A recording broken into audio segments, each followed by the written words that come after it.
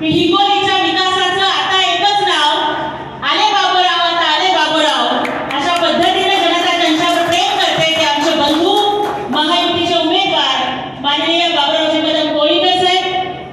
शिवसेनेचा बुलंद आवाज, शिवसेनेची मुलुकवेद आणि तोफ आमचे मार्गदर्शक संपर्क नेते माननीय आनंदरावजी दादा जाधव साहेब, भारतीय जनता पक्षाचे नेते माननीय रामदासजी पाटील साहेब आणि ज्यांच्या प्रेमाखातर तुम्ही सगळेजण इथे जमा झालात आणि महाराष्ट्र राज्याच्या उद्योगमंत्र्यांनी आमचे संपर्क नेते जाधव साहेबांनी सुद्धा ज्यांचं दिलखुलास कौतुक केलं असे युवकांचे हृदय सम्राट माझे बंधू माननीय सचिन दादा नाईक साहेब. बोलायला सुरुवात करण्याच्या आधी सर्वप्रथम सर्व मंगल मांगल्ये शिवे सर्वार्थ साधके शरण्ये त्र्यंबके गौरी नारायणी नमोस्तुते. महाराष्ट्रातल्या 3.5 शक्तिपीठांपैकी एक असणाऱ्या माहूरच्या रेणुका मातेला आधी वंदन करते, अनुसया मातेला आणि दत्तात्रयांना वंदन करते आणि त्याच्यानंतर चला जय जयकार बघूयात. एक तांडेर एक नायक, एक तांडेर एक नायक, वो तांडेर वो नायक. एक तांडेर एक नायक, वो तांडेर वो नायक, पण सारेती मोठो एकच नायक, तो सेवालाल नायक.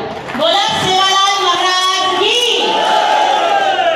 म्हणतात ना, मनेन सेवालाल दिलेन सेवालाल, मनेन सेवालाल दिलेन सेवालाल, आखेन सेवालाल सारे जगेत सेवालाल.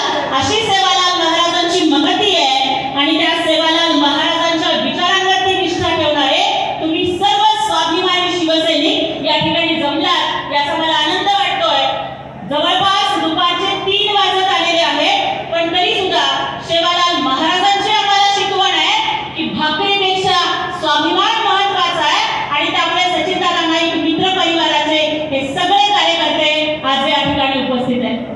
सर्वप्रथम मला माननीय सचिनदादा नाईक यांचं मनापासून अभिनंदन करायचं. क्रिकेटचा गॉड म्हणून सचिन तेंडुलकरला ओळखलं जातं.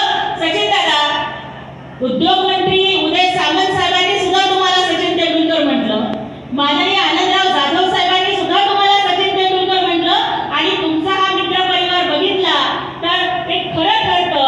आतापर्यंत क्रिकेटच्या इतिहासामध्ये सचिन तेंडुलकर एवढ्या सेंचुरीज कुणी केलेल्या नाहीत, सचिन तेंडुलकर एवढे रन कुणी काढलेले नाहीत आणि मला वाटतं की या किनवटच्या इतिहासामध्ये तुमच्या एवढी मोठी सभा आतापर्यंत कुणीच घेतलेली नसेल.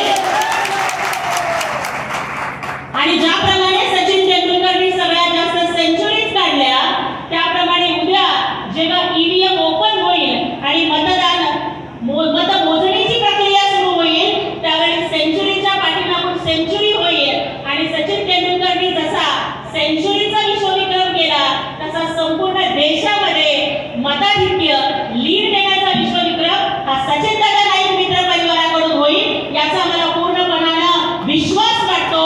एकदा जोरदार टाळ्या वाजवून आपण सचिनदादांचं अभिनंदन करूया. आणि खरोखरच माननीय मुख्यमंत्री एकनाथजी शिंदे साहेब यांचे हात परिसरचे दादा, लोखंडाला जरी त्यांचा हात लागला तर त्याचं सोनं होतं. मी त्याची मूर्तिमंत उदाहरण आहे. माझे वडील बिगारी काम करणारे, कधी कधी तर हॉटेलमध्ये वेटर म्हणून काम केलं. माझी आई चादरीच्या कारखान्यात काम करणारी. म्हणजे बघा, हॉटेलमध्ये गिराईक आल्यानंतर टेबल पुसणाऱ्या बापाच्या पोरीला सुद्धा महाराष्ट्राची प्रवक्ता म्हणून आवाज देण्याचं काम हे एकनाथजी शिंदे साहेबांनी केलेलं आहे. गरिबाच्या पाठीमागं खंबीरपणानं उभं राहणं हे मुख्यमंत्री एकनाथजी शिंदे साहेब करतात. गोर गरिबांच्या बद्दल त्यांच्या मनात कणव आहे. कुणाचं दुःख बघितलं तर साहेब रात्रभर झोपू शकत नाही. अरे याच्या आधी पण मुख्यमंत्री बघितले, मंत्री बघितले, एसी गाडीतनं कधी उतरत नव्हते, हेलिकॉप्टरवरनं पाय जमिनीला लागत नव्हते. पण असा मुख्यमंत्री बघतोय एकनाथजी शिंदे साहेब की गरिबाच्या डोळ्यातले अश्रू पुसणं हा एकमेव अजेंडा त्यांच्या कामाचा आहे. आणि म्हणून आम्ही म्हणतो की गरिबाची माऊली, अनाथाची सावली बनवून एकनाथजी शिंदे साहेब काम करतायत. आणि त्यांनीच बघा माननीय बाबूरावजी कदम कोळीकर साहेब यांच्यासारख्या एका सर्वसामान्य घरातून पुढे आलेल्या व्यक्तीला उमेदवारी दिली. खरं तर विरोधाचे उभे राहिले त्यांचं नाव सुद्धा आपण घ्यावं असं तसं काही नाहीये, पण बऱ्याच चर्चा मी त्यांच्या बाबतीत ऐकल्या. खरं काय खोटं काय आता मला वाटतं की तुम्हीच लोक मला सांगू शकाल. मला अनेक लोकांनी असं सांगितलं की विरोधात उभे राहिलेले जे उमेदवार आहेत त्यांना त्यांच्या कर्तृत्वावर विश्वासच नाही, त्यामुळे कुठेही फिरताना म्हणे ते लिंबूच घेऊन फिरतात. आम्ही तर असं ऐकलंय की गाडीत जरी बसलं तरी दत्तगुरूंचा फोटो घेऊन फिरायचं आणि दत्तगुरूंच्या खोट्या शब्दात खायच्या. त्या विरोधातल्या उमेदवाराचं काम आहे. त्याच्यानंतर आम्ही असंही ऐकलंय की ज्यावेळेस ते सत्ताधारी पक्षामध्ये होते आणि मुंबईला अधिवेशन असायचं त्यावेळेस आमदार निवासामध्ये बसून सतत पत्ते पिसण्याशिवाय दुसरं काहीच काम त्यांनी केलेलं नाही. सगळ्यांना विनंती आहे की थोडा वेळ आपण बसावं. जेवणाची व्यवस्था आता सुरू होते, थोडा वेळ आपण बसून घ्या अशी आपल्याला विनंती करते. तर आता मला तुम्हाला प्रश्न विचारायचा आहे की महाभारतामधलं उदाहरण आहे की धर्मराज युधिष्ठिर असतील, भीमासारखा बलवान असेल, अर्जुनासारखा वीर असेल, तरी सुद्धा जर जुवाराचा नाग असला तर द्रौपदीची काय अवस्था झाली ते महाभारतात आपण बघितलंय.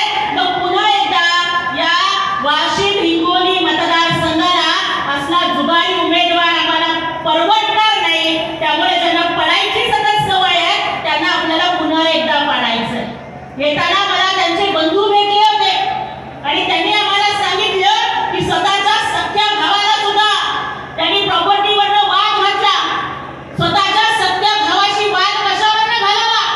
अहो घरदार सोडा, कारखाना सोडा, कार सोडा, तर म्हणे एका म्हशीवरनं भावाभावामध्ये भांडणं झाली.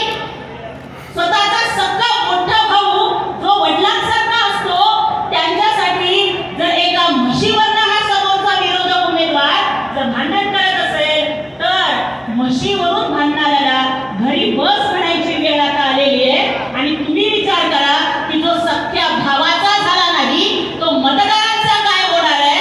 आणि यासाठी आपल्याला बाबूरावजी कदम साहेबांसारख्या प्रामाणिक, निष्ठावंत, गोरगरिबांची जाण असणाऱ्या, रात्रंदिवस जनतेसाठी झटणाऱ्या नेत्याच्या पाठीमागे आपल्याला उभं राहायचंय.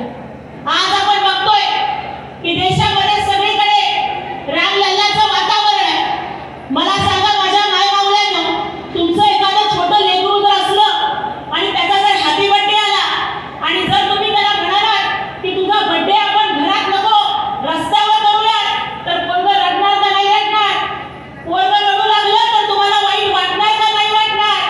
अरे घरामधल्या छोट्याशा लेकराला सुद्धा आपला बर्थडे, आपला जन्मदिवस जर घर सोडून रस्त्यावर करू वाटत नसेल तर आपण ज्यांची पूजा करतो ते प्रभू श्री रामचंद्र 550 वर्ष त्यांनी आपला बर्थडे, आपली जयंती ही फाटक्या तुटक्या तंबूमध्ये साजरी केली. आणि आज 550 वर्षाच्या नंतर प्रभू श्रीराम रामलल्ला स्वतःच्या मंदिरामध्ये पहिल्यांदा 550 वर्षानंतर त्यांनी रामनवमी स्वतःचा बर्थडे साजरा केला.